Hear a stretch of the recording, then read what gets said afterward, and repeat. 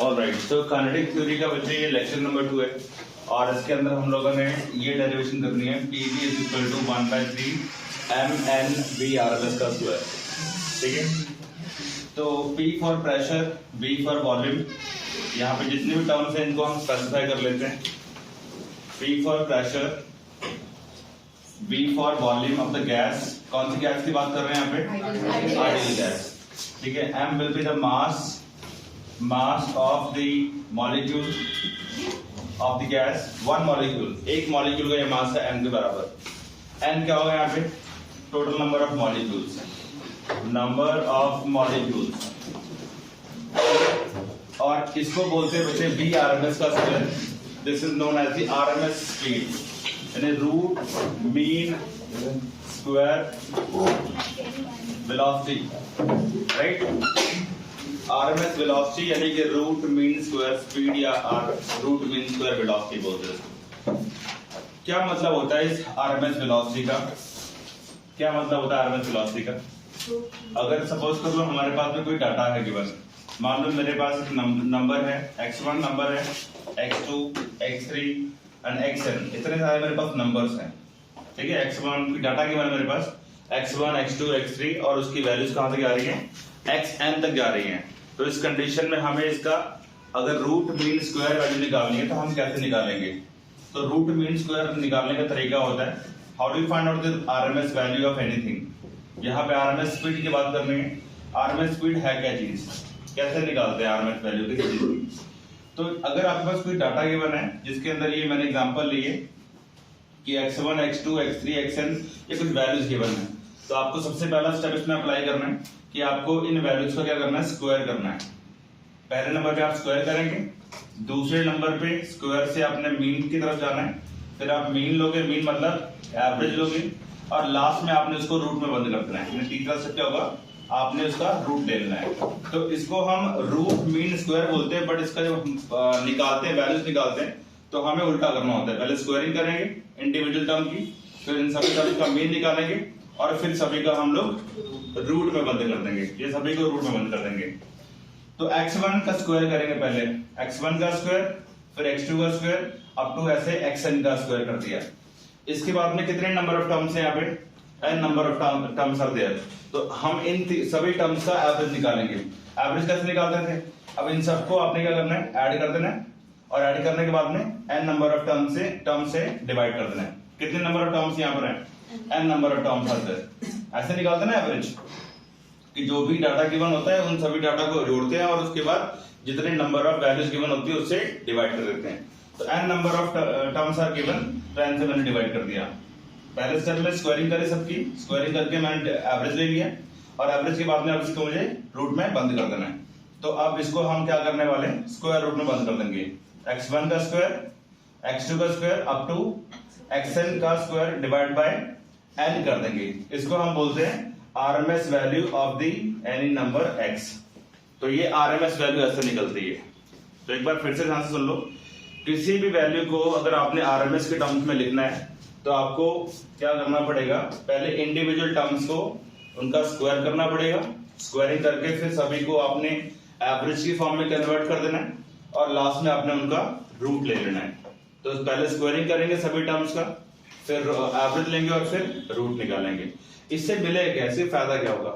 इससे फायदा ये होता है, देखो मेरे पास मान लो एक गैस कंटेनर है, और इस गैस कंटेनर में बहुत सारे मॉलिक्यूल्स हैं। बहुत सारे क्या है? मॉलिक्यूल्स है। जब मैंने लास्ट टाइम आपको काइनेटिक थ्योरी के पोस्टुलेट बताए थे, तो मैंने उसमें बताया था कि भाई there are so many molecules in a particular kind of gas. किसी गैस में बहुत सारे मॉलिक्यूल्स हैं, और उन गैस की जो मॉलिक्यूल्स है उनकी वेलोसिटी फिक्स नहीं है, रैंडम वेलोसिटी है। कोई पार्टिकल किधर भाग रहा होगा, कोई पार्टिकल किधर जा रहा है, कोई किधर जा रहा है, सबकी वेलोसिटी रैंडमाइज्ड है, कोई फिक्स वैल्यू नहीं है। तो हमें बेस्ट पॉसिबल वैल्यू निकालने के लिए RMS लेना पड़ता है, रूट मीन स्क्वायर लेना पड़ता है। This will give you the best average value of the gas molecules, best average value, root mean square value. Clear है बात? अब जैसे मैं एग्जांपल दूंगा, हमारे घरों में ना ऑल्टरनेटिंग करंट आता है, AC करंट बोलते हैं उसको, और जो बैटरीज होती है वो डायरेक्ट करंट देती हैं, DC। वैसे जो प्लस 2 में पढ़ने वाले हो, प्लस 2 के अंदर भी हम लोग क्या निकालेंगे? वहां पे ऑल्टरनेटिंग करंट से हम लोग आरएमएस करंट निकालते हैं, क्योंकि ऑल्टरनेटिंग करंट का ना ग्राफ कुछ ऐसा बनता है। अगर मैं इस तरफ करंट ले लूं आई और ये टाइम पीरियड ले लूं तो ऑल्टरनेटिंग करंट को हम ऐसे रिप्रेजेंट करते हैं। और वहीं पे अगर मेरे पास डीसी करंट होगा तो डीसी करंट को हम ऐसे एक्सप्रेस करते हैं इस तरह से, स्ट्रेट लाइन। यानी डीसी करंट जो रहता है वो फ्लैट रहता है, कांस्टेंट रहता है टाइम के साथ, वो चेंज नहीं करता अपने आप को, उसकी डायरेक्शन चेंज नहीं होती है। बट एसी करंट में क्या होता है, डायरेक्शन देखो बदल रही है, पहले पॉजिटिव साइकिल है फिर नेगेटिव, ऊपर पॉजिटिव और नीचे। तो इसमें देखो करंट की वैल्यू लगातार बदल रही है। यहाँ पे करंट की वैल्यू कांस्टेंट है ना, देखो अगर ये 2 एम्पियर है सपोज कर लो, एग्जांपल दे रहा हूं मैं कि इसकी प्रैक्टिकलिटी कहां पर है, यूज कहां पर हो रहा है। तो यहाँ पे तो आरएमएस का कोई खेल नहीं है, यहाँ पे आरएमएस का कोई भी कंसेप्ट नहीं है। यहाँ पे देखो values of current they are not fix, current की वैल्यूज फिक्स नहीं है, लगातार बदल रही है। यहाँ करंट देखो बढ़ रहा है, यहाँ वैल्यू कुछ और होगी, यहाँ वैल्यू कुछ और है, यहाँ कुछ और, यहाँ कुछ और, यहाँ कुछ और यहाँ पीक आ गया, मैक्सिमम वैल्यू आ गई। उसके बाद करंट की वैल्यू घटना शुरू हुई, करंट यहाँ पे 0 बन गया, फिर करंट की वैल्यू रिवर्स हो गई, डायरेक्शन बदल गई, ऊपर प्लस नीचे माइनस, ऊपर का हाफ पॉजिटिव हाफ कहलाता है, नीचे वाला नेगेटिव हाफ कहलाता है। तो यहाँ पे करंट की वैल्यू कुछ और होगी माइनस में, यहाँ करंट की वैल्यू कुछ और होगी माइनस में, यहाँ कुछ और होगी, मतलब करंट की वैल्यू कोई फिक्स नहीं है। यानी जो बल्ब जल रहा है ना, ये जो बल्ब जल रहे हैं इन सब में करंट की वैल्यू फिक्स नहीं है। मतलब अगर इसके हिसाब से देखा जाए, क्योंकि मिल तो इनको ऐसी रही है, तो करंट इनमें ऐसा से चल रहा है प्लस माइनस, बट फिर इनको कभी जलना चाहिए कभी बुझना चाहिए, but they appear continuously glowing. इनका ये परमानेंट जलते हुए दिखाई दे रहे हैं ना आपको, बट मैं आपको बोलूं कि ये ग्लो कर रहे हैं और बुझ रहे हैं, दे आर फ्लैशिंग, जलते और बुझते हैं। एसी पे जो भी बल्ब जलता है ना वो परमानेंटली ग्लो करता हुआ हमें दिखाई देता है, बट रियलिटी में वो पीछे से जल रहा है और बुझ रहा है। अब ये बहुत फ्रिक्वेंटली हो रहा है। एसी की फ्रीक्वेंसी कितनी होती है, 50 हर्ट्ज होती है हमारे घरों के अंदर। तो बल्ब जो होगा वो 100 टाइम्स जलेगा और 100 टाइम्स बुझेगा 1 सेकंड के अंदर। इसको हम बोलते हैं एक साइकिल, इसको हम क्या बोलते हैं, 1 साइकिल।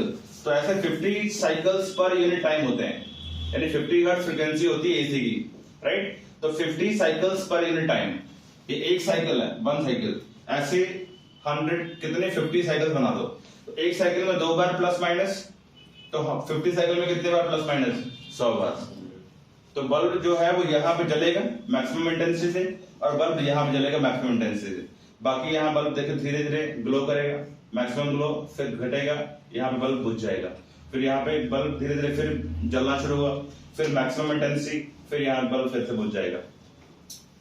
ये इतने तेज होता है ना, एक सेकंड में बल्ब 100 बार जलता है और 100 बार बुझता है। यानी तुम्हारी आंखों के सामने 100 बार जल रहा है, 100 बार बुझ रहा है, लेकिन आपकी आंखें इसको डिफरेंशिएट नहीं कर पा रही हैं because of the persistence of vision. Class 10 में आता है ह्यूमन आई के अंदर परसिस्टेंस ऑफ विजन। हमारी आंखों के रेटिना पे कोई भी इमेज 1/16 ऑफ सेकंड के लिए छप जाती है, 1 सेकंड के 16वें हिस्से तक छप जाती है, और ये तो 1 सेकंड में 100 बार हो रहा है, तो आप इसको डिस्टिंग्विश नहीं कर पाते। अगर मैं इसकी फ्रीक्वेंसी घटा दूं तो फिर आपको जलना बुझना ऐसे जलता हुआ और गुस्सा हुआ दिखाई देगा, फ्लैशिंग एंड क्वेंचिंग बोलते हैं उसको। फॉर एग्जांपल कभी देखना जगराते में जनरेटर्स होते हैं ना, वो तो धड़ धड़ चलते हैं, उन जनरेटर्स की फ्रीक्वेंसी कम रहती है, they do not produce current of 50 hertz, उनकी फ्रीक्वेंसी 30 या 25 हर्ट्ज रहती है। तो उन पे जो बल्ब जलते हैं ना वो ऐसे ना ऐसे ब्लिंक करते रहते हैं हल्के हल्के, कभी नोटिस करना इस चीज को, हल्का हल्का ऐसे ब्लिंक करते रहते हैं। ब्लिंक करने का मतलब क्या है, करंट की डायरेक्शन चेंज हो रही है, प्लस माइनस चेंज हो रही है। अब अगर प्रॉपर फ्रीक्वेंसी हो तो वो आपको ऐसे मतलब कॉन्टिन्यूअसली ग्लो करता हुआ दिखाई देगा। और अगर फ्रीक्वेंसी घटा दूं मैं इसकी, मान लो 5 हर्ट्ज कर दूं, फिर ये मतलब 10 बार जलेगा और 10 बार बुझेगा, फिर आपकी आंखें बड़ी आसानी से इसको जलने और बुझने को डिफरेंशिएट कर पाएंगी। क्लियर है। तो इस कंडीशन में आपको ये कंटिन्यूअसली क्या हो रहा है, जलता हुआ दिखाई दे रहा है। तो यहाँ पे ये एसी वाला इफेक्ट नहीं, यहाँ पे डीसी वाला इफेक्ट है, ये डीसी वाला इफेक्ट है। अगर DC bulb DC power supply में लगा दूं यहाँ पे, तो डीसी पावर सप्लाई इतना ही ग्लो बल्ब के अंदर निकाल के दिखाएगी। तो आरएमएस वैल्यू का मतलब होता है, एसी का आरएमएस वैल्यू का मतलब होता है कि इसका वो इफेक्ट जो डीसी के इक्विवेलेंट हो। डीसी का अगर 10 एम्पीयर करंट है ना, जो बल्ब की ब्राइटनेस मान लो 100 यूनिट की ब्राइटनेस दे रहा है, तो एसी का कौन सा करंट होगा जो उतनी ही ब्राइटनेस प्रोड्यूस करेगा। यानी एक बल्ब आपको मैंने दे दिया 100 वाट का, आपने डीसी पे जलाया, उसको फुल ब्राइटनेस दे रहा है, तो आप एसी पे जलाओगे तो एसी के कौन से करंट के लिए आपको फुल ब्राइटनेस शो करेगा। तो एसी का जौन सा करंट जो फुल ब्राइटनेस देगा डीसी के कंपैरिजन में, उसको बोलते हैं आरएमएस करंट। तो आरएमएस की जरूरत इसलिए यहाँ पे पड़ी है कि यहाँ करंट की कोई फिक्स वैल्यू ही नहीं है, तो करंट का एक इफेक्ट देखना है, एक्चुअल इफेक्ट। तो वो एक्चुअल इफेक्ट कौन देता है? RMS value, best possible value. RMS का मतलब, तुम अगर मैं इसको और डिटेल में जाऊंगा तो इंजीनियरिंग हो जाएगी, जो हमें नहीं करनी है, ठीक है। मैं आपको बेस्ट मतलब बता रहा हूँ, best possible value of anything is called RMS value. जब कोई चीज बहुत रैपिडली बदलती रहती ना अपने आप को, तो उसका हमें फिक्स वैल्यू क्या निकालना पड़ेगा? फिक्स वैल्यू हमें आरएमएस निकालना पड़ेगा, रूट मीन स्क्वायर निकालना पड़ेगा। एग्जांपल मैंने आपको करंट वाले दी, ठीक है। ऐसे बहुत सारी चीजें हैं। तो यहाँ पे भी गैस मॉलिक्यूल्स, मतलब लाखों करोड़ों गैस मॉलिक्यूल्स हैं, किसकी स्पीड क्या है हमें नहीं मालूम। तो हम क्या करते हैं, डिब्बे के अंदर एक मॉलिक्यूल की क्या निकालते हैं? आरएमएस निकाल लेते हैं, और हम बोलते हैं अगर इसका बिहेवियर ऐसा है तो बाकी मॉलिक्यूल भी आइडेंटिकल हैं एज पर द पोस्टुलेट्स, तो उनका वेलोसिटी भी यही होगा। क्लियर बात? तो ये आरएमएस वेलोसिटी का खेल तो बच्चे यहाँ पे खत्म हो जाता है। तो आरएमएस कैसे निकालना है? पहले हम स्क्वायरिंग करेंगे, उल्टा करना है, RMS square mean then root, ऐसे निकलता है आरएमएस किसी भी चीज का। अब यहाँ पे फिलहाल आरएमएस वेलोसिटी की बात करनी है। अच्छा, काइनेटिक थ्योरी के कुछ पोस्टुलेट्स याद है किसी को? एक पोस्टुलेट उसमें बड़ा ही इंटरेस्टिंग मैंने बताया था कि कोई भी आइडियल गैस है, कोई भी आइडियल गैस है, उसके अंदर जो इंटरमॉलिक्यूलर फोर्सेज रहती हैं वो एब्सेंट रहती है, जीरो रहती है। वैसे तो हमने पढ़ा होगा केमिस्ट्री के अंदर कि कोई भी गैस लोगे आप तो उसके मॉलिक्यूल्स आपस में अट्रैक्ट करेंगे, उनमें बड़ा प्यार रहता है, they will attract each other. लेकिन अगर हम आइडियल गैस ले लेंगे तो उनमें वो प्यार खत्म हो जाता है, लड़ाई हो जाती है। They will not attract each other, the force will become absent, force will become zero। तो कोई भी आइडियल गैस रहेगी तो उसके अंदर फोर्स क्या हो जाएगी? जीरो हो जाएगी। क्लियर है? और एक चीज मैंने और बड़ी अच्छी बताई थी आपको कि कोई भी गैस मॉलिक्यूल है उसकी kinetic energy purely function of temperature होती है, यानी टेम्परेचर डिपेंडेंट होती है। टेम्परेचर घटाओगे काइनेटिक एनर्जी घटेगी, टेम्परेचर बढ़ाओगे तो काइनेटिक एनर्जी, ठीक है। काइनेटिक एनर्जी टेम्परेचर डिपेंडेंट है प्योरली। अब हमने ये डेरिवेशन करनी है, this derivation comes for 3 marks directly, 3 number के लिए डायरेक्टली आती है, वेरी इंपॉर्टेंट डेरिवेशन, ठीक है। तो इसको हम लगाएंगे, सॉल्व करेंगे। तो शुरू करते हैं। तो ये डेरिवेशन है, pressure, volume, mass of the one molecule, number of molecules and VRMS, RMS velocity. आपको आरएमएस वेलोसिटी पता लगी ना भी क्या होती है, तो नोट करो, मैं कुछ चीजें लिखवा रहा हूं, नोट करो। let a cubical container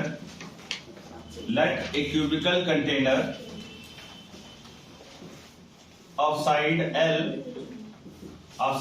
contains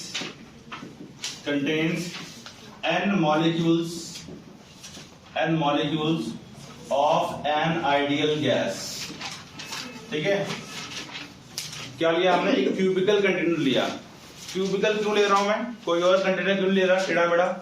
अगर मैं कोई भी कंटेनर ले लूंगा ना तो बच्चे मुझे उसकी ज्योमेट्री निकालनी डिफिकल्ट हो जाएगी, मतलब उसका एरिया, उसका वॉल्यूम, वो सब निकालना मुश्किल हो जाएगा।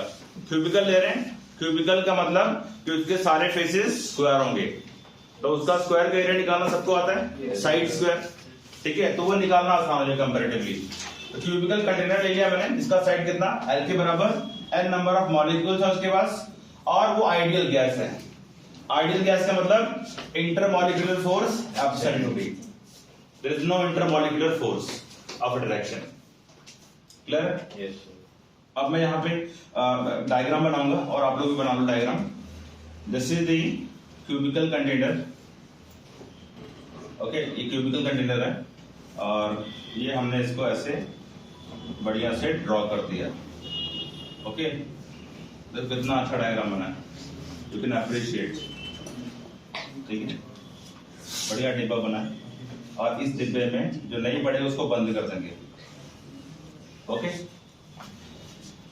इसमें हमारे पास n number of gas molecules हैं। कौन से गैस मॉलिक्यूल्स हैं? आइडियल गैस के। आइडियल गैस समझते हैं ना? yes, तो यहां मैंने इस पॉइंट को मैंने बोल दिया O point, this is my x axis, this is my y axis and this would be my z axis. ठीक है जी, x, y and z, x, y and z. चलिए यहां पे काम करते हैं. ये वाला हमारा एक फेस है, ये वाला फेस, और एक फेस ये वाला है. फेस नंबर 1, फेस नंबर 1 इसको बोल दिया मैंने, और इसको मैंने बोल दिया फेस नंबर 2. ठीक है जी, face number 2, face 1 and face 2. और इसकी क्यूब की लेंथ कितनी है? L के बराबर है. Cube length is equal to L, या इसको एज लेंथ बोल देते हैं मैथ वाले. ठीक है, यहां मैं एक मॉलिक्यूल कंसीडर कर रहा हूं. ये मॉलिक्यूल गैस का मॉलिक्यूल, सिंगल मॉलिक्यूल के लिए मैं खेल करूंगा, यहां पे सारा कुछ डेरिवेशन करूंगा और लास्ट में उसको जनरलाइज कर दूंगा, सिंपलीफाई करके n नंबर ऑफ मॉलिक्यूल्स के लिए बना लेंगे. तो यहां पे एक मॉलिक्यूल है भाई, ये मॉलिक्यूल की मान लो वेलोसिटी राइट नाउ कितनी है? v1 वेलोसिटी है, v1 वेलोसिटी है. वैसे वेलोसिटी सबकी अलग अलग है. मैंने एक मॉलिक्यूल के लिए रिजल्ट तैयार करना है और लास्ट में उसके ऊपर मैथ का फार्मूला लगा दूंगा और n नंबर के लिए फार्मूला बन जाएगा. एक के लिए काम करेंगे और उसको फिर बाद में हम जनरलाइज करके n नंबर ऑफ मॉलिक्यूल के लिए कन्वर्ट कर लेंगे फार्मूले को.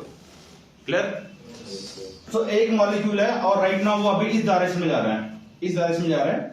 अब इसके बच्चे 3 कंपोनेंट बनने वाले हैं वेलोसिटी के. एक बनेगा x में, एक बनेगा y में और एक बनेगा z के अंदर.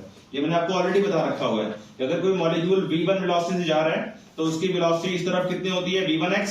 ऊपर कितनी होगी? v1y. और इस तरफ कितनी होगी? v1z. और मैंने बताया था आपको कि v1x is equal to v1y is equal to v1z.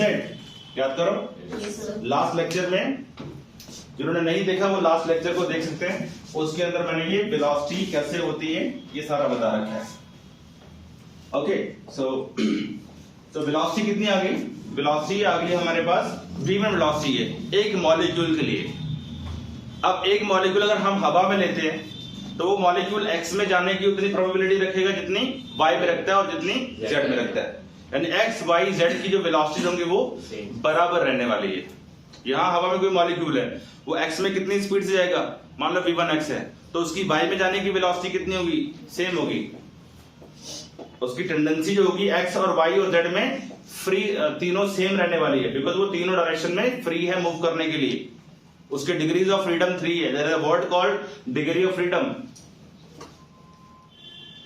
जैसे कि अभी आपकी डिग्री ऑफ फ्रीडम 0 है, आपकी डिग्री ऑफ फ्रीडम 0 है बिकॉज मैं क्लास में खड़ा हूं, तो you can not move from your seat. Degree of freedom 0. लेकिन जब मैं क्लास से बाहर निकल गया तुम्हारी डिग्री ऑफ फ्रीडम अलग अलग हो जाएगी. कोई किधर जाएगा, किधर जाएगा, कोई छलांगे मारेगा. ठीक है, सबकी डिग्री ऑफ फ्रीडम अलग अलग हो जाएगी. अभी आपकी डिग्री ऑफ फ्रीडम कुछ भी नहीं है. You are not free, you are bounded to me, you are bounded in the class. ठीक है, तो ऐसे ही एक मॉलिक्यूल हवा में है, उस हवा में मॉलिक्यूल की डिग्री ऑफ फ्रीडम क्या होगी? 3 होगी. x में, y में और तो कोई चौथी तो नहीं बनती, 3 ही बनने वाली है. राइट, इसीलिए यहाँ पे फैक्टर 3 आता है, इसीलिए फैक्टर 3 आता है. धीरे धीरे चैप्टर में आगे बढ़ेंगे और अच्छी से क्लैरिटी आती जाएगी. सो यहाँ पे ये आ गया मेरे पास वैल्यू. लास्ट टाइम मैंने एक फॉर्मूला बना के दिखाया था आपको. क्या फॉर्मूला था? वो फॉर्मूला था कि v1 is equal to, v1 vector is equal to v1x i cap, v1y j cap and v1z k cap. और मैंने इसका भाई मोड निकाला था. फिर कैसे मोड निकलता है? It is equal to under root of class 11 starting days triangle law, parallelogram law, vector addition. उसमें मैंने आपको ये रिजल्टेंट निकालना सिखाया था. राइट, तो v1x square plus v1x square plus v1x square तीनों मैंने बराबर कर दिया, बिकॉज मैंने क्या लिखा है आपको कि तीनों वेलोसिटी बराबर होती है. तो ये कितना बन गया? 3v1x का स्क्वायर अंडर रूट में. और यहां से मैं बड़ा आसानी से बना सकता हूं इसको, v1 square is equal to 3v1x square. Very important property, very important property. Clear है बात? कोई डाउट इसके अंदर? ओके, अब इसके बाद हम क्या करने वाले हैं? मैंने एक प्रॉपर्टी और लिखवाई थी आपको पोस्टुलेट के रूप में. क्या थी वो प्रॉपर्टी? कि जितने भी कोलिजन्स होती हैं, जितने भी कोलिजन्स होती हैं गैस मॉलिक्यूल्स की, वो सारी कोलिजन परफेक्टली इलास्टिक होती है. मतलब कि मोमेंटम भी कंजर्व्ड और काइनेटिक एनर्जी भी कंजर्व, दोनों चीजें कंजर्व रहती है. लॉस कुछ नहीं होता है इसके अंदर।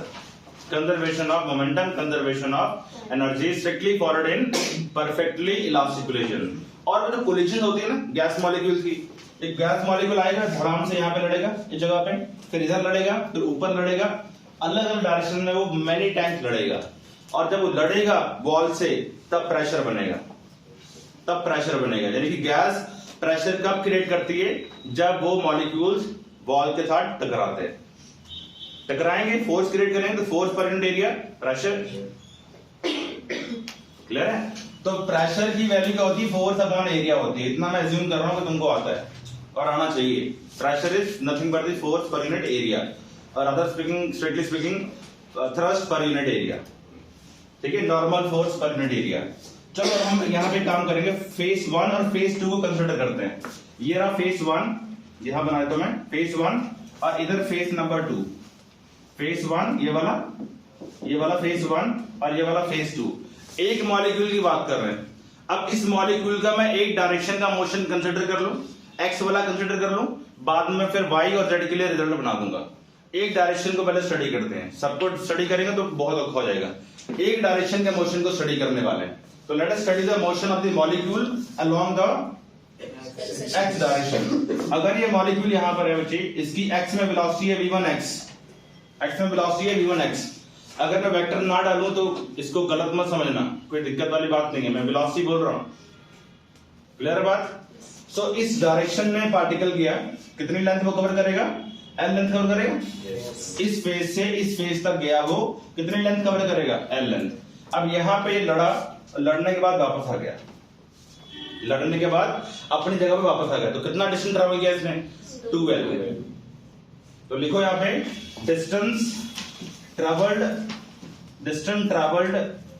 Bye gas molecule in one collision. एक कोलिजन में कितना डिस्टेंस ट्रैवल कर रहा है वो? That is equal to 2L। कितना डिस्टेंस ट्रैवल करेगा? 2L एक कोलिजन में।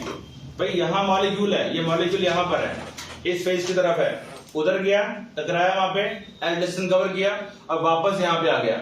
एक कोलिजन का टाइम कितना हुआ? यहां से ये गया, लड़ा वहां पे, और फिर वापस अपनी जगह पे आ गया। This is time for one collision. और इसमें लेंथ कितनी कवर हुई है? L प्लस L 2L हो गई।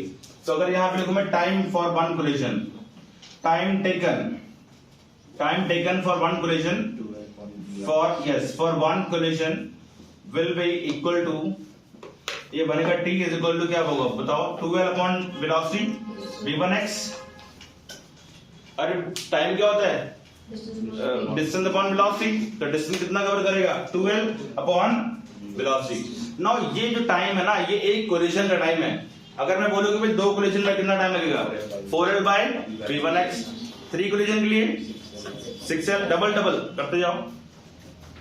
क्लियर है बात? यानी कि अगर कोई बोले कि भाई कितने डिस्टेंस के बाद में थर्ड कोलिजन होगा?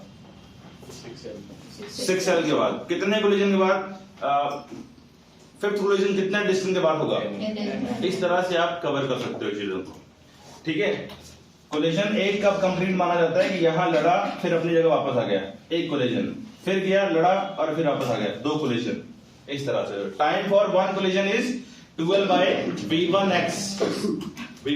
कुछ किताबों में इसको u1x लिखा हुआ है, वो इनिशियल वेलोसिटी मान के चलते हैं। कोई इसमें गड़बड़ वाली बात नहीं है, बिल्कुल ठीक है, ये भी भरोसा रख सकते हो आप। ठीक है, तो time taken for one collision is 2L by v1x। हमें निकालना क्या है? हमें प्रेशर निकालना था। हमें क्या निकालना है? देखो डेरिवेशन की स्टार्टिंग में प्रेशर निकालना है। प्रेशर कैसे निकलेगा? Force upon area. एरिया तो बड़ा सिंपल है, L स्क्वायर। इसका एरिया कितना होगा? ये साइड L है ना, ये L तो ये भी L, तो L स्क्वायर इसका एरिया हो गया। बट फोर्स कितनी? ये मॉलिक्यूल जब लड़ेगा यहाँ पे तो कितनी फोर्स बनेगी? एक मॉलिक्यूल की फोर्स है एक डायरेक्शन में, कोई डायरेक्शन यहाँ पे एक नहीं है, पता नहीं कितने मॉलिक्यूल। अगर ये बॉल कंसीडर करूं मैं तो यहाँ पे पता नहीं हजारों लाखों molecule, n number of molecule, पता नहीं कोई ऐसे टकरा रहा है, कोई ऐसे टकरा रहा है, कोई ऐसे टकरा रहा है, बहुत सारे मॉलिक्यूल्स हैं, they will be colliding with the ball. उन सभी मॉलिक्यूल्स ने मिलकर प्रेशर क्रिएट करना है, कोई एक मॉलिक्यूल नहीं करेगा, एक मॉलिक्यूल नहीं करेगा। लेकिन मैं यहाँ पे एक मॉलिक्यूल को लेके केस कर रहा हूं ताकि आपको चीजें समझ में आ जाए। लास्ट में आपको n नंबर के लिए कैसे कन्वर्ट करना वो दिखा देंगे। यहाँ तक क्लियर है? हमने कहा क्या निकालना है? फोर्स निकालना है। क्या निकालना है? फोर्स निकालना है। प्रेशर निकालना था पहले, pressure is force upon area, तो फोर्स भी नहीं मेरे पास, तो फोर्स कैसे निकालेंगे? Rate of change of momentum से, न्यूटन का सेकंड लॉ। अब देखो यहाँ पे मोमेंटम में चेंज कितना हो, नोट करो। इनिशियल मोमेंटम कितना होगा? As initial momentum P I will be equal to, ये मॉलिक्यूल आगे जा रहा है ना, इस मॉलिक्यूल का मास कितना? m के बराबर मास है।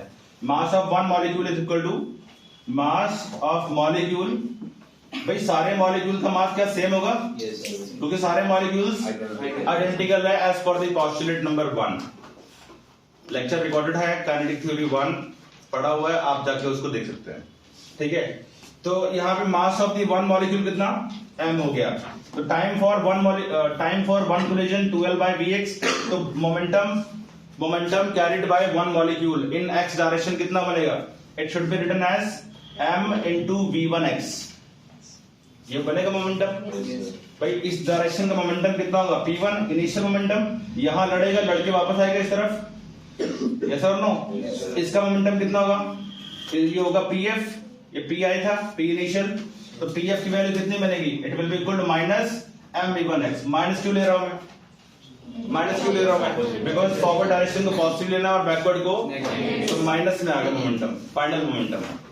मोमेंटम कैसी क्वांटिटी है? स्केलर या vector? Scalar quantity. Momentum is a vector quantity, momentum is a vector quantity. ठीक है, तो इस डायरेक्शन में मोमेंटम पॉजिटिव, तो बैकवर्ड डायरेक्शन मोमेंटम नेगेटिव, तो after collision momentum minus mv1x बन गया। Now what about the change in momentum? Change in momentum, तो बच्चे चेंज इन मोमेंटम कितना होगा? Change in momentum is equal to delta p and this could be written as final minus initial momentum। final minus initial momentum ये बन जाएगा हमारा। Okay, तो final minus initial momentum, yes, so the value will come out to be, final की value कितनी है? mv1x minus mv1x कितना बन गया? Minus 2mv1x। तो मोमेंटम का चेंज कितना है फाइनली? माइनस 2mv1x आया। और अगर मैं इसका मोड ले लूं बच्चे, मोड, तो मोड की वैल्यू क्या आ जाएगी? Mode will be 2mv1x। हमें तो उसके मैग्नीट्यूड से मतलब है ना, हमें फोर्स की डायरेक्शन नहीं देखनी, हमें मैग्नीट्यूड देखना कि प्रेशर कितना मैग्नीट्यूड का प्रेशर बन रहा है, कितने पास्कल का प्रेशर बन रहा है। तो हमें डायरेक्शन नहीं लेनी है, यहाँ पे हमें मैग्नीट्यूड देखना है। क्लियर बात? So 2m1v1x, this is the value of the change in the momentum। इसको इक्वेशन नंबर 1 मार्क कर सकते हैं आप, राइट? अब now force due to one molecule, force due to one molecule in x direction, x direction में एक molecule की force क्या बनेगी? x डायरेक्शन में एक मॉलिक्यूल की फोर्स क्या बनेगी? Is it difficult? Force due to the one molecule in the X direction क्या बनेगी? फोर्स बनेगी हमारे पास, स्मॉल f बोल देता हूं, delta p upon delta t। Newton का second law, second law of Newton आना चाहिए आपको। न्यूटन का second law F is equal to ma नहीं है, F is equal to ma second law नहीं है, वो एक स्पेशल केस है सेकंड लॉ का। तो तब लगाना होता है जब मास इज कांस्टेंट। ठीक है, हमारी कंडीशन पहले से कर रखी है ना कि F is equal to ma second law है। सेकंड लॉ प्योरली नहीं है, वो एक स्पेशल कंडीशन में अप्लाई होता है जब मास कांस्टेंट है। सेकंड लॉ क्या था? Rate of change of momentum is proportional to the applied force. F is equal to delta p by delta t या F is equal to dp by dt। ये मैंने lecture में बड़ा clearly बता रखा है स्टार्टिंग के अंदर। तो delta p by delta t is equal to applied force, ये न्यूटन का सेकंड लॉ है।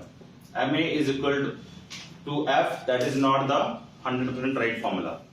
वो तभी यूज करेंगे जब मास कांस्टेंट हो। जैसे रॉकेट के लिए F is equal to ma नहीं लगा सकते आप। रॉकेट के लिए, या कोई बलून है, बलून ऊपर की तरफ असेंड कर रहा है, ऊपर चढ़ रहा है, वो जैसे वो होता है ना गैस वाला जो बलून होता है ना, जिसमें वो बंदे लोग जाके ऊपर, हॉट एयर बलून, हाँ, तो उसमें आप you can not apply this F is equal to ma, क्योंकि उसमें गैस का मास लगातार बढ़ी जा रहा है।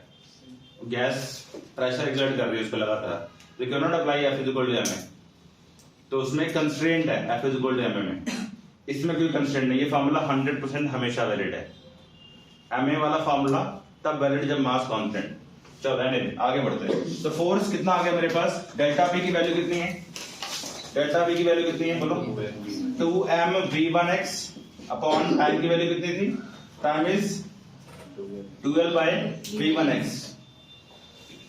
अब बोलोगे सर यहाँ डेल्टा टी लिखा और वो आपने टी लिखा, अगर हम शुरुआत का टाइम यहाँ पे 0 मान के चलें, t0 मान के चलें t1 की वैल्यू, तो आफ्टर टाइम t1 ये दोबारा से यहाँ पे आएगा ना, यहाँ पार्टिकल t1 0 पे है, t1 0 अगर हम माने स्टार्टिंग माने टाइमर लगाते हैं कि भाई अभी टाइम 0 सेकंड हुआ, ठीक है, पार्टिकल चला लड़ा वहां पे, लड़के वापस आ गया, कितना टाइम इलैप्स हुआ, t टाइम इलैप्स हुआ, t टाइम निकल गया, तो फाइनल टाइम की वैल्यू कितनी होगी, t2 की वैल्यू कितनी होगी थी, t1 की वैल्यू 0 थी स्टार्टिंग टाइम, t2 की वैल्यू कितनी होगी, t सेकंड होगी, तो change in time t2 minus t1 and delta t कितना हुआ, ये t माइनस 0 यानी कि सिंपली t। ठीक है, कोई समस्या, चलो सो ये कैंसिल कर दो, 2 से 2 खत्म हो गया, और आगे कट रहा है m/l आ गया और साथ में v1 x का स्क्वायर आ गया। चेक करो, ये आ गई force due to the one molecule in one direction, एक डायरेक्शन की फोर्स आई है और एक मॉलिक्यूल की आई है।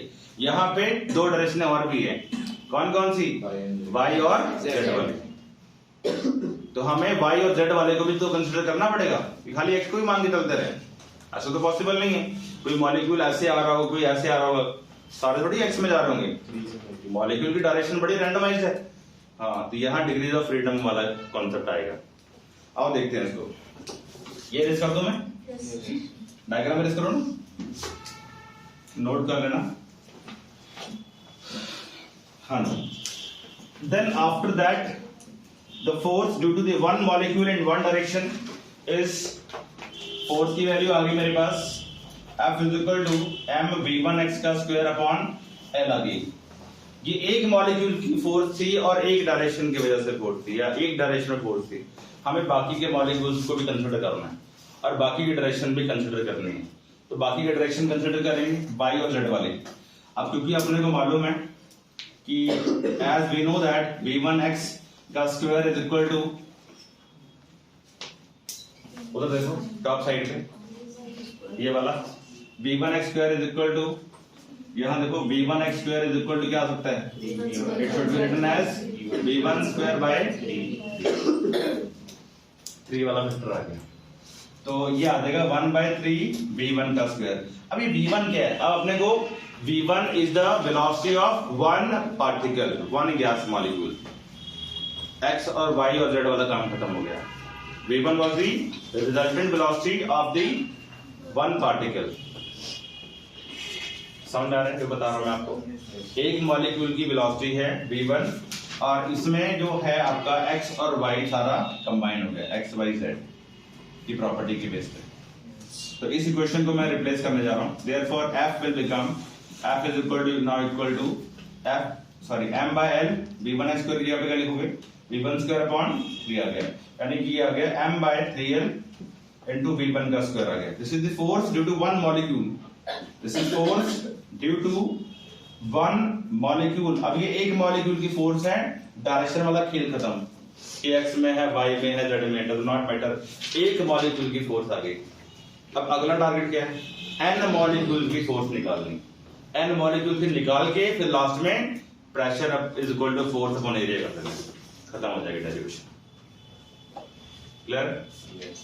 बुक में देखना, बुक में पता नहीं बड़ी कंफ्यूजन लिखी रहती है, तो यहां मैंने कोशिश करी कि इसको बहुत सिंपलीफाइड तरीके से स्टेप बाय स्टेप आपको बताया जाए। ठीक है, तो फोर्स की वैल्यू आ गई m/3l v1 स्क्वायर आ गई, force due to the one molecule. ठीक है, अब force due to the n molecules निकालना है। नाउ अगला step, force due to n molecules of the gas, या इसको बोलते हैं net force. Net force, net force कैसे आएगी, एक ही फोर्स ही आई है, तो क्या करेंगे इसमें n से मल्टीप्लाई नहीं करना, m/3l v1 square plus m/3l v2 square. अरे बहुत सारे पार्टिकल्स है ना, किसी की वेलोसिटी v1 है, किसी की वेलोसिटी v2 है, किसी की v3 है, किसी की v4 है, किसी की vn है, तो सबकी वेलोसिटीज आ गई।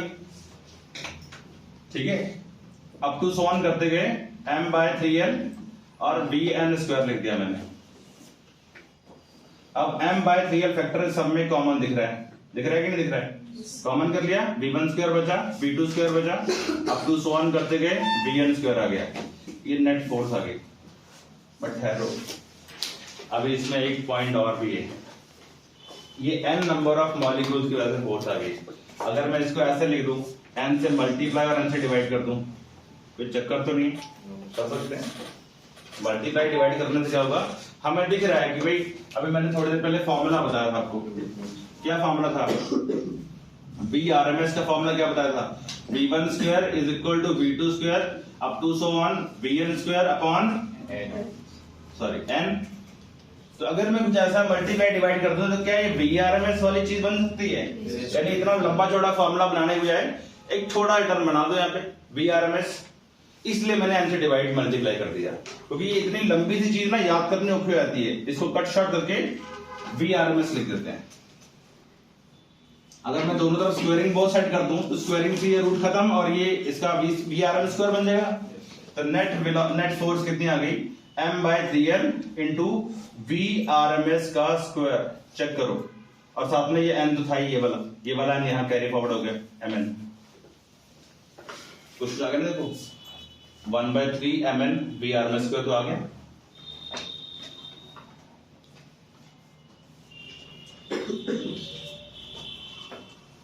क्या हुआ? बड़े कंफ्यूज लग रहे हो। कोई स्टेप किसी को क्लियर नहीं है तो पूछ लो अभी। मैंने नहीं बताना ये। नहीं सर, मतलब मुझे ये नहीं समझ आया कि वहाँ पे आपने वहाँ पे स्क्वायर किया था, मतलब यहाँ से अंडर रूट किया? नहीं, ये फॉर्मूला है, ये फॉर्मूला मैंने यूज किया है। जो फैक्टर दिख रहा है ना आपको, v1 square plus v2 square plus vn square upon n, this factor can be written as VRMS का स्क्वायर। अगर मैं इसकी स्क्वायरिंग बोथ साइड कर दूं तो यही वैल्यू बन जाएगी, VRMS square is equal to, ये स्क्वायर से रूट खत्म हो गया ना, स्क्वायरिंग बोथ साइड कर दिया, SVS स्क्वायरिंग बोथ साइड। ये इक्वेशन मालूम है ना आपको? ये इक्वेशन मैंने स्टार्टिंग में लेक्चर में बताई थी आपको आज ही, कि RMS क्या होती है, कैसे निकलती है। तो वही चीज यहाँ इंप्लीमेंट हो रही है। ओके, सो ये आगे नेट फोर्स, इसको क्वेश्चन नंबर 2 बोल सकते हैं। अब टोटल प्रेशर निकालना है। Now the pressure, now net pressure की वैल्यू बन जाएगी P is equal to force per unit area. Force per unit area, yes. Pressure क्या होता है? फोर्स पर यूनिट लेंथ नहीं होता? फोर्स पर यूनिट लेंथ क्या होता है? हाँ, फोर्स पर यूनिट लेंथ क्या होता है? फोर्स पर यूनिट लेंथ क्या होता है? अभी पढ़ा बल्क प्रॉपर्टी, 1-1.5 महीना पढ़ा, अब तक भूल गए। Surface tension F upon L, F upon area. Force की वैल्यू आ गई, पुट करो, mn अपॉन 3n VRMS का square divided by area, divided by area. Area की वैल्यू क्या होगी? L square. एरिया की वैल्यू होती है L स्क्वायर, ठीक है। ये रेज कर रहा हूं मैं, एरिया की value L square. So ultimately you will get the formula. देखो, now as area of the side, area of side of cube बनेगी L स्क्वायर। क्यूब का साइड कैसा था? स्क्वायर था ना, राइट? तो L स्क्वायर एरिया बन गया। Therefore pressure is equal to F upon area, यानी कि mn बाय 3l, साथ में VRMS का स्क्वायर अपॉन L स्क्वायर। और इसको लिख सकता हूं मैं 1/3 mn L और यहाँ पे L स्क्वायर कितना बन गया? L क्यूब बन गया, VRMS का स्क्वायर। L क्यूब क्या वॉल्यूम लिख सकते हैं हम? तो ये P इज इक्वल टू क्या आ गया? P is equal to 1/3 m into n VRMS का स्क्वायर, और ये L क्यूब क्या होता है? Volume, V for volume, V for value होता है। V for volume, cross multiply करिए, PV इज इक्वल टू क्या आ गया 1/3 MnVRMS।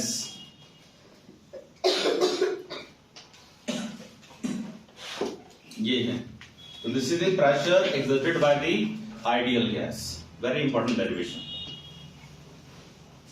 ठीक है, डेरिवेशन बड़ी इंपॉर्टेंट है। Pressure exerted by the ideal gas contained in a cubical container. ठीक, PV is equal to 1/3 MnVRMS square. पहला फॉर्मूला ये बन गया, क्वेश्चन नंबर को 3 बोल सकते हैं। एक फॉर्मूला हम यहाँ पे और लिख सकते हैं, अगर m इंटू n, इसको पूरा हम कैपिटल M बोल दें, in total mass of gas, therefore PV is equal to क्या बन जाएगा 1/3 m इंटू VRMS स्क्वायर बन जाएगी। m इंटू n क्या हो गया, एक मॉलिक्यूल का मास कितना, n मॉलिक्यूल कितना हो गया मास, पूरी गैस का मास हो गया ना कैपिटल M, बोलो। तो देयरफॉर अब इसको ऐसे भी कन्वर्ट करके लिख सकते हो, इसके बड़ी सारे फॉर्म्स हैं। I can write P is equal to 1/3 m/v into VRMS का स्क्वायर। क्या मास अपॉन वॉल्यूम डेंसिटी होती है, क्या मास अपॉन वॉल्यूम डेंसिटी होती है, होती है ना। तो मैं इस फैक्टर को डेंसिटी की टर्म में लिख लूं, तो P is equal to 1/3 rho into VRMS का स्क्वायर। वेरी वेरी इंपॉर्टेंट, एक नया फॉर्मूला मिल गया। क्वेश्चन नंबर 4 ये वाला, 1/3 रो VRMS का स्क्वायर, इसके ऊपर न्यूमेरिकल्स करवाने हैं अभी मैंने थोड़ी देर में। तो VRMS नोट करो फटाफट। देन देयरफॉर ये रेस कर रहा हूं मैं, तो VRMS, यहां से VRMS की वैल्यू क्या बन गई, pressure is equal to 1/3 rho VRMS का स्क्वायर। तो VRMS की अगर वैल्यू निकालनी पड़ जाए मुझे, VRMS स्क्वायर, क्या ये 3p/रो बन जाएगी, और मैं इसको ऐसे लिख सकता हूं अंडर रूट में। नोट करो, वेरी वेरी इंपॉर्टेंट फॉर्मूला। अगर RMS वेलोसिटी आपको गैस की निकालनी पड़े तो क्या फॉर्मूला है, अंडर रूट 3p/डेंसिटी।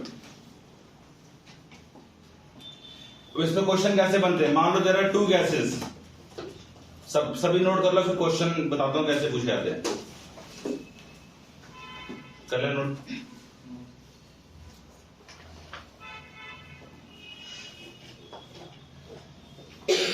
क्वेश्चन कैसे बनते हैं इसके ऊपर। नाउ अंडर रूट 3p/p है, रो है सॉरी, 2 गैसेस है मेरे पास कंटेनर में, एक कंटेनर ये रहा और एक कंटेनर ये रहा मेरे पास। यहां पे कोई गैस है हाइड्रोजन गैस, यहां कोई गैस है मेरे पास ऑक्सीजन गैस।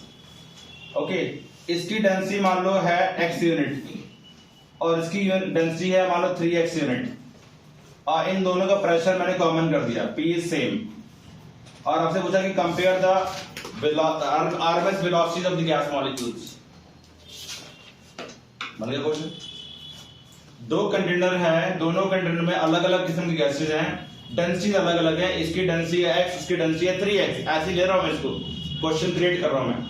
प्रेशर मैंने बोल दिया कि गैसेस का सेम है, मैंने पूछा कि compare the RMS velocities of the 2 gases, यानी H2 की upon VRMS of the O2, क्या होगी, यहां से 3 कांस्टेंट हो गया, प्रेशर कांस्टेंट हो गया, यानी VRMS is directly proportional to 1/√ρ। क्या कंसेप्ट बन सकता है। अब प्रेशर और ये कांस्टेंट, 3 तो वैसे कांस्टेंट रहने वाला है, प्रेशर मैंने सेम बोल दिया, शॉर्टकट बन गया ना। इसका मतलब क्या होगा, इसका मतलब ये हुआ कि यहाँ पे अंडर रूट ऑफ रो किसका, ऑक्सीजन का, डिवाइड बाय रो किसका, हाइड्रोजन का, बन जाएगा। ऐसे क्वेश्चन बन गया देखो, और ये क्वेश्चन बहुत इंपॉर्टेंट है, 1 मार्क में आता है, 1 मार्क क्वेश्चन कंपैरिजन के लिए कि RMS वेलोसिटीज कंपेयर करो। कर ले नोट, आगे बढ़े, नेक्स्ट नोट करो kinetic interpretation of temperature.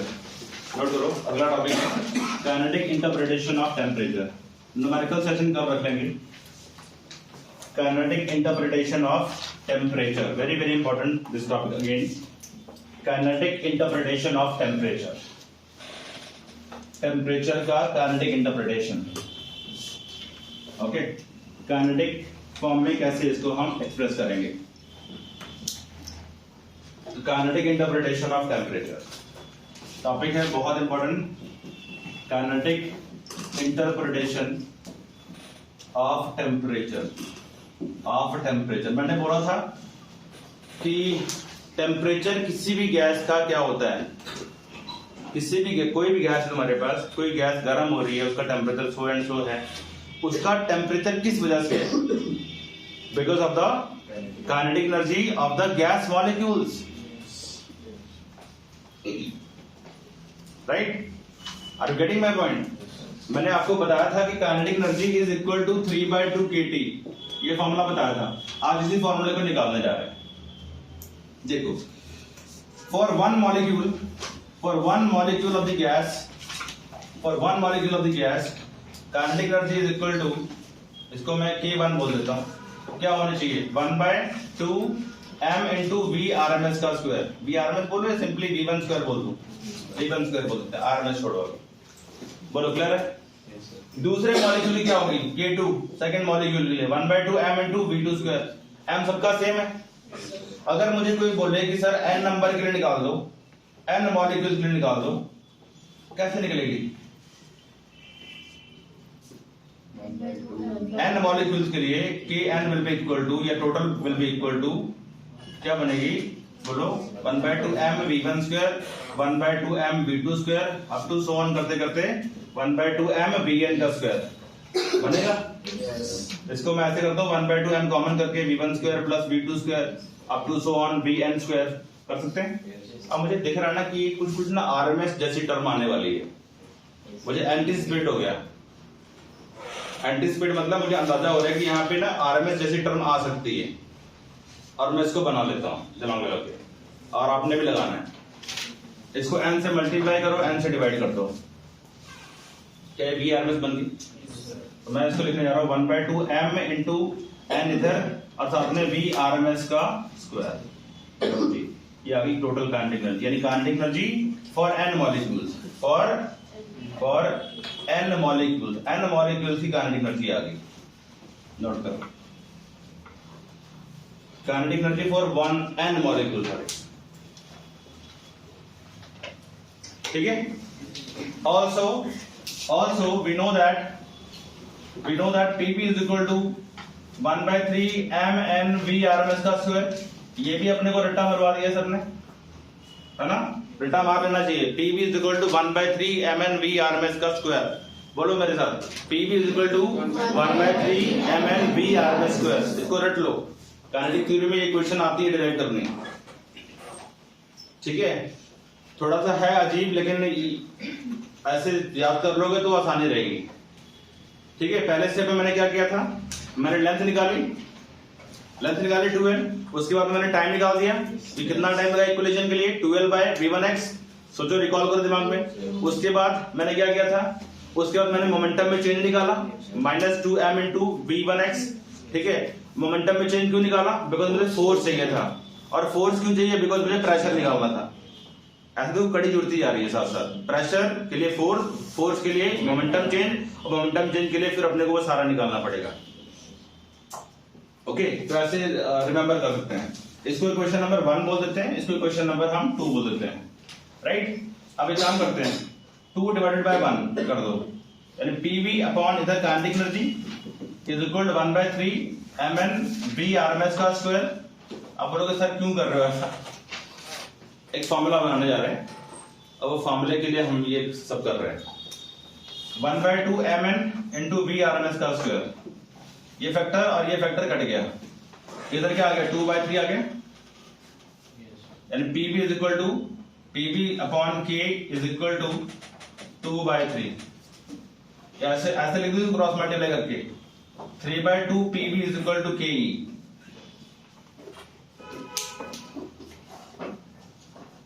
The expression in front of you, kinetic energy is equal to 3/2 Pv। Question number इसको बोलते हैं 3, 3/2 Pv equal to kinetic energy, ठीक है। कोई डाउट इसके अंदर? अब एज अपने को मालूम है for 1 mole of ideal gas PV is equal to NRT होती है ना। क्वेश्चन सुनिए आपने, PV is equal to NRT. 1 mole मैंने अगर बोल दिया तो एम की वैल्यू क्या होगी 1 मोल, यानी पीवी की वैल्यू क्या आरटी लिख सकते हैं। देयरफॉर इक्वेशन 3 बिकम्स, इक्वेशन 3 को मैं लिख सकता हूं बच्चे 3/2 energy will be equal to 3/2 PV के जगह पे क्या लिखा जाएगा RT. Very very important formula, this is called kinetic energy for 1 mole of ideal gas. Note करो, very very important formula. 1 mole ideal gas की काइनेटिक एनर्जी क्या होती है 3/2 RT। What is R here, gas constant 8.314 joule per mole per kelvin. Temperature T for absolute temperature, तो note कर सकते हैं n molecules की 1 मॉलिक्यूल की काइनेटिक एनर्जी आ गई, 1 मॉलिक्यूल नहीं 1 मोल की काइनेटिक एनर्जी 3/2 RT आ गई। R gas constant, T for absolute temperature. ये फॉर्मूला नोट करने वाला है, बहुत इंपॉर्टेंट फॉर्मूला है। ओके, क्लियर है yes, अगर मुझसे कोई बोले कि सर 1 मॉलिक्यूल की निकाल दो काइनेटिक एनर्जी, ये तो 1 मोल की है, किसकी है 1 मोल की है, तो अगर कोई बोले मेरे से कि सर 1 मॉलिक्यूल की निकालनी हो तो कैसे निकलेगी डिवाइडेड बाय शाबाश। 1 मोल के लिए फॉर 1 मोल मेरे पास काइनेटिक एनर्जी है बच्चों 3/2 RT है, और मुझे निकालनी है फॉर 1 मॉलिक्यूल। अगर आपको केमिस्ट्री अच्छी है तो मैंने क्या बताया था, मैंने तुझे बताया होगा, गैरी सर ने बताया होगा, ठीक है। तो for 1 mole kinetic energy 3/2 RT 1 मोल के लिए। 1 मोल का मतलब क्या होता है, 1 मोल में कितने number of atoms, Avogadro number of atoms, ये मॉलिक्यूल, ये 1 मोल है ना, 1 मोल में कितने एटम्स Na एवोगाड्रो नंबर, 1 मोल में कितने एटम्स एवोगाड्रो नंबर, राइट। तो मैं अगर इसको 1 मॉलिक्यूल निकाल रहा हूं तो क्या बन जाएगी, for 1 molecule this can be written as 3/2 R by Na कर दूं। What is Na here, Na is the Avogadro number, ठीक है जी, Avogadro number. Clear, this is for 1 molecule, for 1 molecule, for 1 molecule, single molecule की kinetic energy आती है। अब इस फैक्टर को मैं लिखने जा रहा हूं 3/2 kT, where K is called Boltzmann constant। मैं समझता हूं तुम्हारे लिए सब कुछ अलग अलग हो रहा है, नया हो रहा है और बहुत कुछ हो रहा है, but still we have to do it. K is Boltzmann constant, और यहां पे K का फॉर्मूला बन गया R by Na। याद करेंगे इसको याद करेंगे। K का फॉर्मूला, बोल्ट्जमैन कांस्टेंट का फॉर्मूला क्या होगा R by Na। Gas constant per unit Avogadro number, gas constant per unit Avogadro number is the Boltzmann constant. और बोल्ट्जमैन बाबा ने इसकी वैल्यू निकाली थी, क्या वैल्यू थी कांस्टेंट की 1.38 into 10⁻⁻23 जूल पर केल्विन। याद करना पड़ेगा, कोई ऑप्शन नहीं है, ठीक है, याद करना पड़ेगा।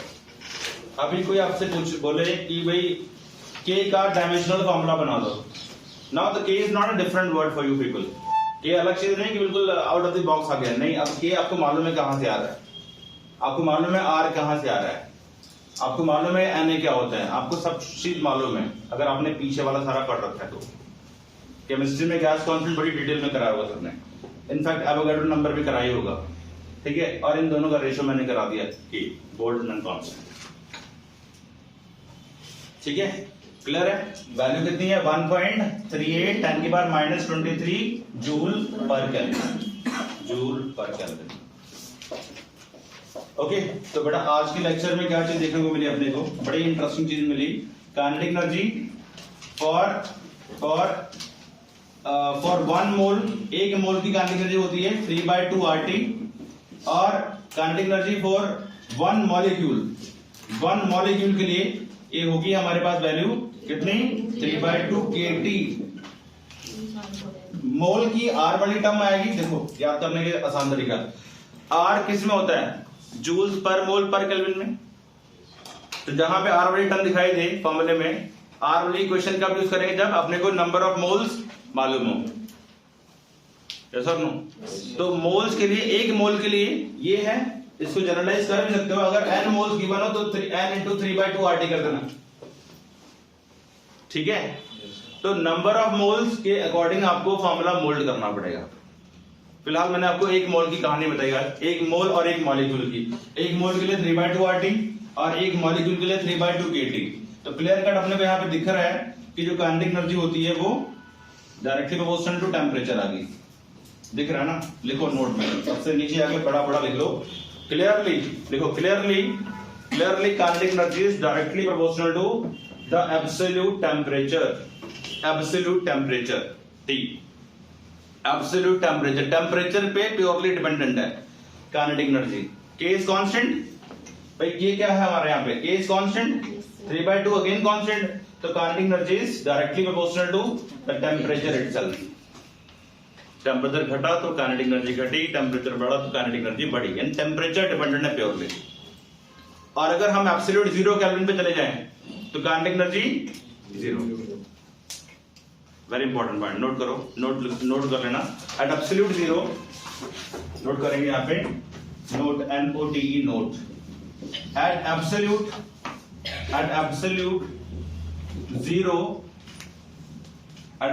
0 temperature, kinetic energy becomes 0, kinetic energy becomes 0। Kinetic energy becomes 0 का मतलब the molecular motion will stop. Kinetic energy 0 का मतलब क्या होता है, मॉलिक्यूलर मोशन विल स्टॉप, यानी molecular motion ceases at absolute 0 kelvin temperature, ठीक है। ये काइनेटिक थ्योरी का एक अभी किस्सा समाप्त हुआ है। इसके बाद हम नेक्स्ट अब न्यूमेरिकल्स है, न्यूमेरिकल्स हम जो है वो कल कंटिन्यू करेंगे, ठीक है। यानी कल के लेक्चर में हम न्यूमेरिकल्स कंटिन्यू करेंगे, ओके डन।